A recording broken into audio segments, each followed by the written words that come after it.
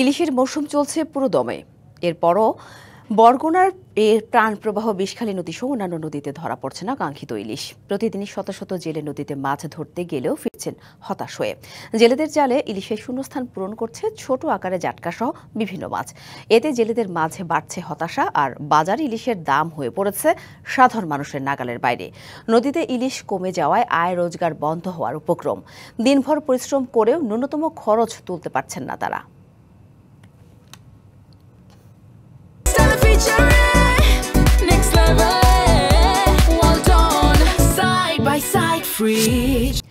এ বিষয়ে বিস্তারিত জানাতে আমাদের সাথে বরগুনা থেকে সরাসরি যুক্ত হয়েছেন সহকর্মী মালেক মিঠু। কথা বলবো তার সাথে। মালেক, ইলিশ কম কেন পাচ্ছেন জেলেরা, কি বলছেন জেল এবং মৎস্য বিভাগ? এছাড়া আকার ভেদে বাজারে ইলিশের দাম কেমন দেখছেন, জানাবেন সব মিলিয়ে।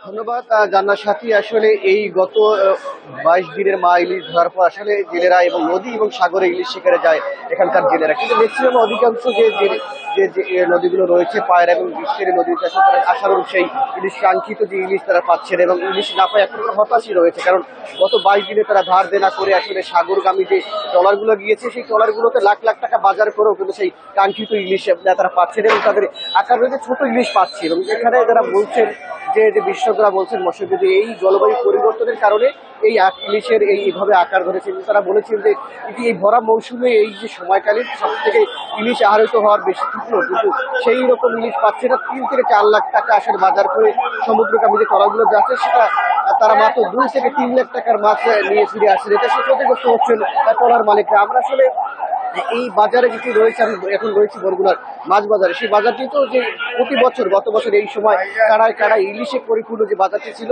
সেই বাজারটিতে এখন একদমই দেখা মিলছে ইলিশ, এবং ইলিশের দামও কিন্তু বেশি রয়েছে। এখানে প্রায় কেজির উপরে যে ইলিশটি বিক্রি হচ্ছে 3000 টাকা কেজি করে, এবং কেজির নিচের মাছটি বিক্রি হচ্ছে 2200 থেকে 2300 টাকা।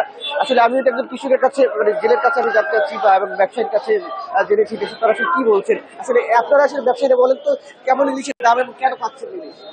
এই বছরে তো মাছের সংখ্যা কম, গেলবারে পর্যাপ্ত পরিমাণ ইলিশ মাছ ছিল, আর গেলবারের থেকে এইবারে আপনার মাছের প্রচুর দাম এবং মাছের সংখ্যা কম। 700 থেকে 900 গ্রাম মাছ হইলে 2000, 2100, 2200 টাকা কেনা লাগে আমাকে। আমরা বেশি ধরেন 50 টাকা কি 100 টাকা বৃদ্ধি কেজিতে। এবার 300 থেকে 400 গ্রাম ওইটা 1000 টাকা কেজি পড়ে। আপনার 1 কেজি 200 গ্রাম থেকে 1.5 কেজি ওইটা পড়ে 2700-2800 টাকা কেজি। এছাড়া আসলে অন্যান্য মাছের কেমন চাহিদা? অন্যান্য মাছ যেমন পোয়া মাছ আছে ওটা একটু দাম কম, সেমনি তো আপনার 200 টাকা 220 টাকা কেজি। যাবতীয় মাছের সংখ্যাই কম। এখান থেকে ব্যবসায়ীরা বলছেন যে আসলে এখানে যে শুধু যে ইলিশ অন্যান্য মাছেরও কিন্তু তারা সেইভাবে পাচ্ছে না। এবং গত বছর আমি যদি সব থেকে বড় বৃহৎ যে পাইকারি বাজারটি রয়েছে, যে মৎস্য পাইকারি বাজারটা, সেই বাজারে গত বিদেশির যে ঘাটতিতে রয়েছে সেই ঘাটতিতে গত বছর এই সময়কালীন প্রায় 1200 মেট্রিক টন আসলে ইলিশ আহরিত হয়েছিল এবং বিক্রি হয়েছে ওই ঘাটতিতে।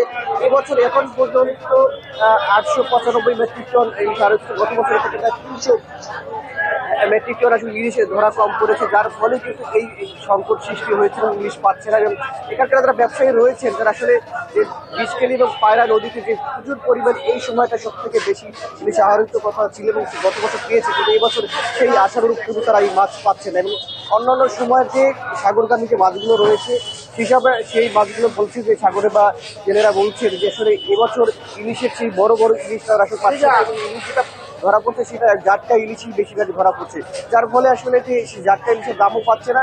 আশানুরূপ ভাবে সেই জেলে এবং তার মালিক যারা রয়েছে মৎস্য রিলেটেড ব্যবসায়ী তারা আসলে ক্ষতিগ্রস্ত হচ্ছে। আসলে এই ছিল আসলে বদল থেকে সর্বশেষ সাথী। ধন্যবাদ মিঠু।